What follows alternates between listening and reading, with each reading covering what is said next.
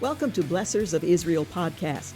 I'm Georgene Rice. I'm one of the directors of Blessors of Israel, and I have with me the founder and a director of Blessors of Israel, Pastor Rich Jones.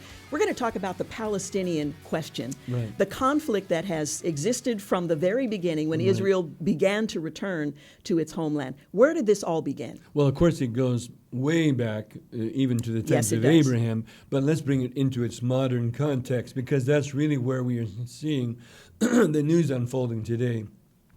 And I think we really want to start with the early 1900s, when the Jews were making aliyah, which is to say they were moving from wherever they had been dispersed in the world to come back to their homeland. Which is in and of itself a miraculous move of God. It is. That masses of people would return to the land that God had promised them. That in and of itself is fascinating. And of course, the dream of coming back to the land that God had given to them was a dream that they held on to, since they were expelled in 70 A.D., and they would hold on to that dream by saying to one another, next year in Jerusalem. Yes. Right? Whenever they would say goodbye to one another, they wouldn't just say goodbye, next year in Jerusalem. Like they might be in Romania or somewhere, right? Instead of goodbye, next year in Jerusalem. There's that hope. Always holding on. That would have to be a miraculous thing, right? So they were making these waves of influx of moving into Israel. Well, the Arabs did not appreciate this.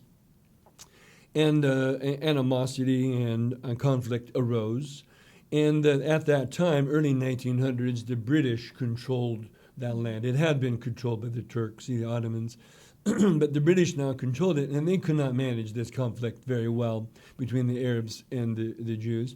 So they finally passed it all off to the United Nations, saying, this problem is too great. The world must solve this problem. United Nations, here, take this. They took it up, they debated it. The result was that they decided, United Nations decided that the best result, or the best plan, was to partition the land of Palestine into two separate states. And this was voted on and approved. The vote was 33-13. I even remember the vote, how overwhelmingly it passed. So here's the interesting thing. What would have happened if the Arabs of the Palestine area had accepted that partition plan? Because the United Nations were offering them almost 90% of the entire land. Jews were given maybe 10% in that partition plan. Now the Jews decided to accept it because a little is better than nothing. And so hotly debated, but they decided to accept it. What would have happened had the Arabs accepted that plan? Well, presumably, we would not have the conflict of the Middle East we have today. We would have a two-state solution. We would have an Arab state and we would have a Jewish state. But that's not what happened. The Arabs of the Palestine area rejected it outright. So much so that they said, we will not concede 1 foot of land or 1 meter of land to the Jews. And they declared war.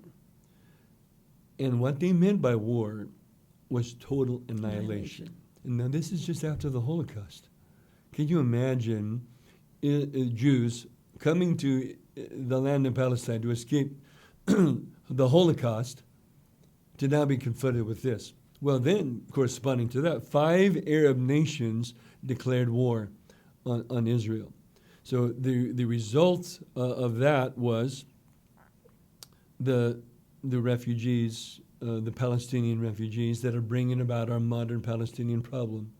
But what I also find interesting is how history now is being reshaped or reformed, you might say. Now, you are a journalist, and you're seeing this happen, because I know that you're very well aware of the history of Israel. But what's happening today is that there's an attempt to rewrite history.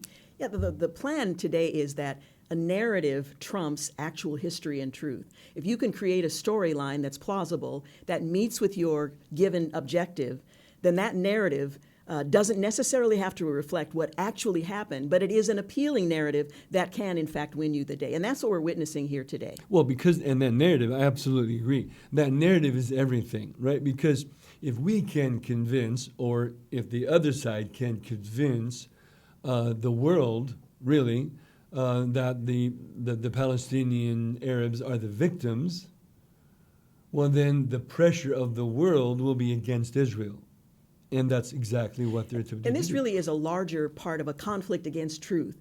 Truth no longer matters. Mm-hmm. What actually happened no longer matters. If you can create a more appealing narrative, mm-hmm. and you can get enough people to accept and embrace that, then that's the direction that you go. So I think it's a much broader problem, mm-hmm. than just this particular issue, right. Although this is very serious, but it is an assault on truth. And mm-hmm. if you can convince enough people that truth doesn't actually matter, that we can create a narrative that's more appealing, then I think we're in a danger that goes much deeper than the details of any given issue. Absolutely. And we're not talking just about the effect on the culture. We're talking about nations and yes. world history and the fulfillment of latter-day prophetic events.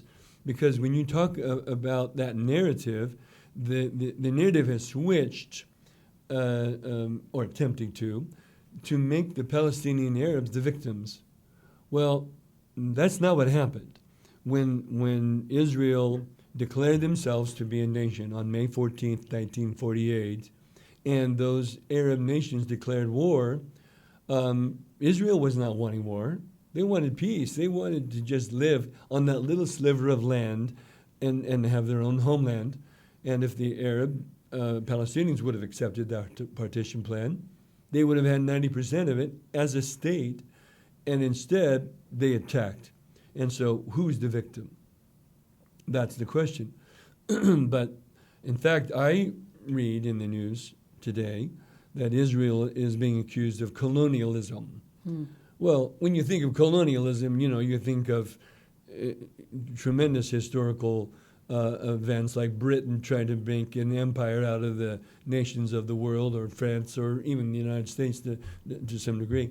But Israel was trying to be colonial.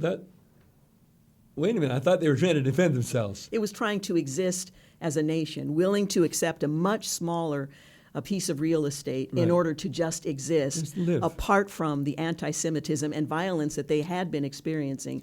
So to use the phrase colonialism, the word colonialism, to describe right. what Israel has done and is doing is so absurd, and yet it fits the narrative. And my guess is there are nations who will embrace that version of events in order to ally themselves with what they believe is the more successful and prosperous future that opposing Israel promises. Well, let me give you another word. Okay, so colonialism is a key.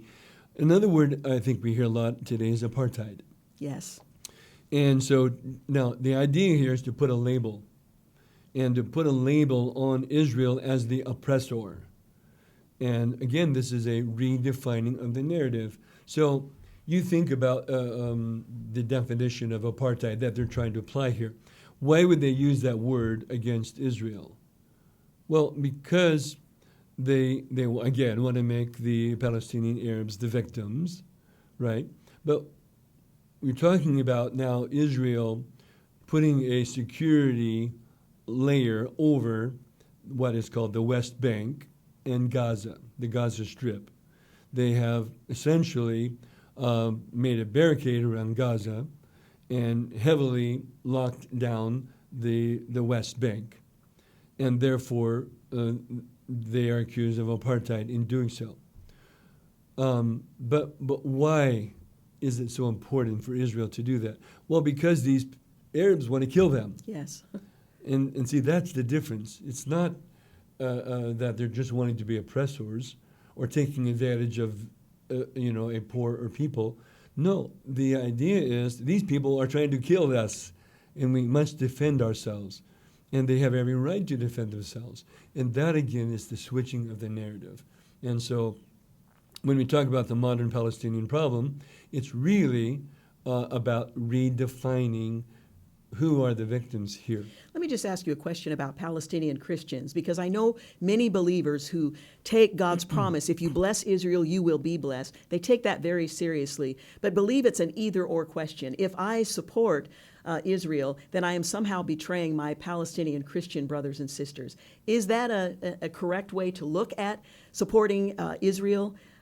No, I don't believe that at all. In fact, we had a Palestinian Arab pastor speak in our church, and I've had many meetings with Palestinian Christians who are Arabs, and they have a very different view, I think, of the whole, much more balanced view, you might say, and they recognize the history of what's happened, and so it's not an either-or question. I think it's just understanding rightly what happened and why Israel needs to defend themselves. Interestingly, since you brought that up, on one of my trips to Israel, we had an opportunity to meet and hear from a Palestinian Arab journalist who was a supporter of Israel. Now, that does not sound like what you would expect to hear, but he made a comment to us that I thought was fascinating. He said that I am safer as an Arab in Israel than almost any Arab nation that I could live. That is fascinating. And he's Palestinian. And so he said, I would choose to live in Israel rather than in any of the areas of the Palestinian Arabs. Amazing. Well, once again, we're given a narrative. We are given what Palestinian Christians believe about themselves and about the nation of Israel. They have access to the scriptures. They know what the Bible has to say as well. So as believers in solidarity, not just to one another, but to the Word of God, I think we would do well to better understand the issues that we're facing, better understand the issues that are unfolding that will ultimately reveal God's plan and purpose in the earth. And rather than reading the headlines and expecting that they're going to clarify for us what's happening, to really try to understand what the Bible has to say and to look a bit deeper. Yeah, amen. I'm glad we had an opportunity to talk today, and I'm really excited that you're part of this. I'm looking forward to the days ahead. Exactly. Well, we want to wrap up and just say, if you would like to know more, watch our podcast, you can go to our website, which is Blessors, with an O, blessors.org, or blessorsofisrael.org. And you can watch our podcast there, and watch us on Facebook and YouTube. And excited for the days ahead. Thank you for joining us on Blessors of Israel.